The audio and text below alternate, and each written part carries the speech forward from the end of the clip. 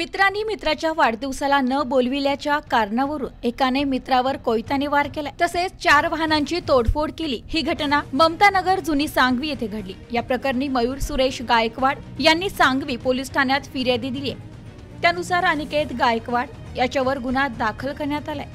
पोलिसांनी दिलेल्या माहितीनुसार फिर्यादी गायकवाड त्यांचे मित्र अतुल पोंगडे यांच्या जनावरांच्या गोठ्याजवळ मित्र ओम मोरे याचा वाढदिवसाचा केक कापत होते।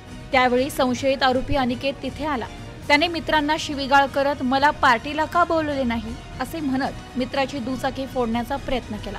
त्यास गायकवाड यांनी अडवले। त्यानंतर अनिकेत याने फिर्यादी गायकवाड यांना शिवीगाळ करून मारहाण केली, तसेच त्याच्याकडे असलेला कोयता हवेत फिरून फिर्यादीवर वार केले। त्यानंतर आरोपी अनिकेत याने सुमित सोनोने याची दुचाकी फोडली। ममतानगर गल्ली क्रमांक 4 येथून जात असताना त्याने आणखीन 2 4-चाकी आणि 1 दुचाकी वाहनांची तोडफोड केली।